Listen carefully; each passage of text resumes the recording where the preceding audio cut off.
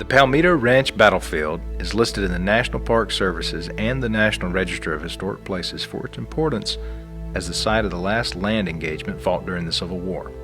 Along the western boundary of the site is the point where the Confederate reinforcements, led by Colonel John S. Rip Ford, arrived on the afternoon of May 13, 1865, and began their counterattack of the Union drive towards Brownsville.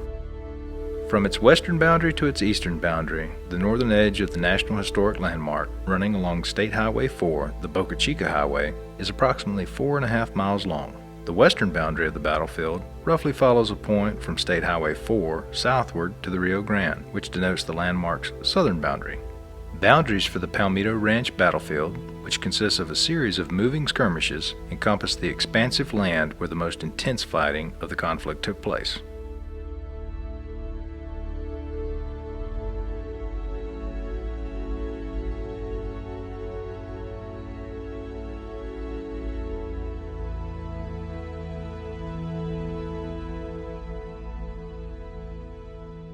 Palmito Ranch Battlefield is characterized by flat landform, open marshes, and prairie grasslands.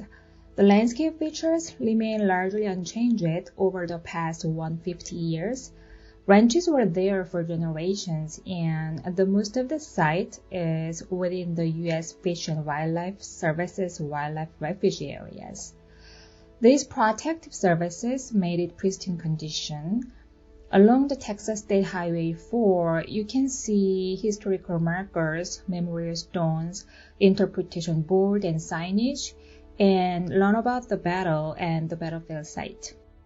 Near the Palmito Ranch core area, there is a wooden lookout platform built in 2014. It's a perfect spot, giving you a panoramic view of the battlefield ground. These are all important and worthy of preservation and communication for a broader audience.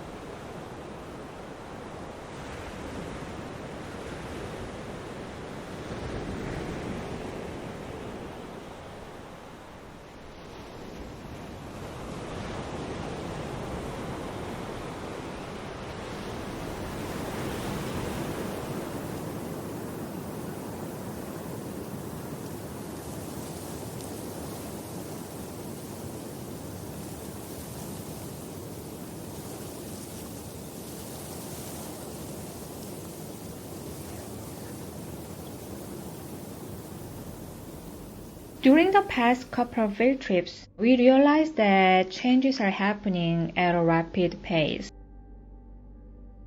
In our first field trip in 2016, we didn't see much human activities other than small family ranches. Last year, we observed new fences and construction structures built for SpaceX along the north side of Boca Chica Boulevard.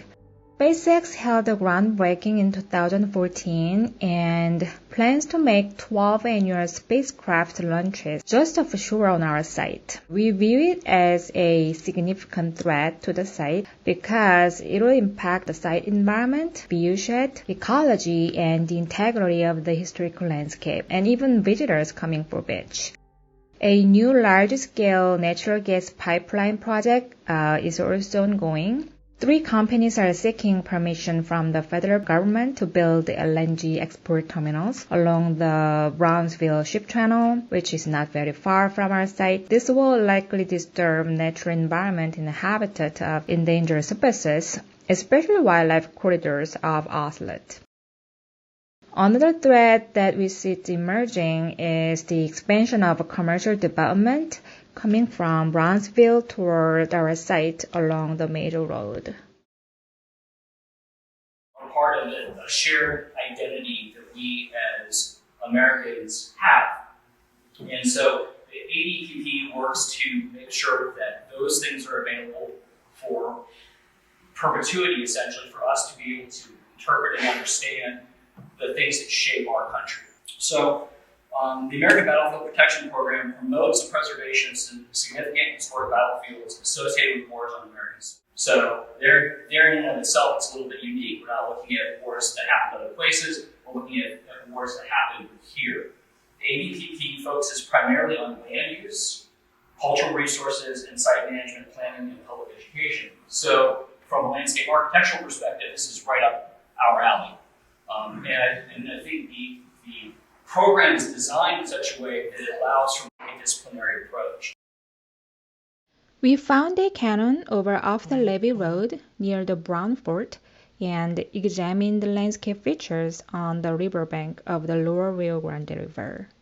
We used the GPS to record those location points and also looked into archived maps with the help of Rando Garza here to try to figure out where telegram roads run in the time of the battle. You are the rancher Yes. who owns the Palmito Dolphins. Well, part of it. Yeah, but I'm over the course of at least the last 30 years and probably more, I've been the unofficial and unappointed caretaker for the whole Palmito Ranch area. Let me explain to you that this whole area, beginning on the Mexican side and going northward all the way to Port Isabel, this was all a land grant. This was a Spanish land grant to a fellow by the name of Ignacio Trevino.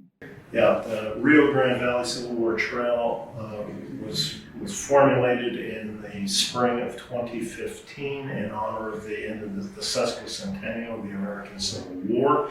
It covers the area of Texas from Laredo to Brownsville, about 200 miles of the border region.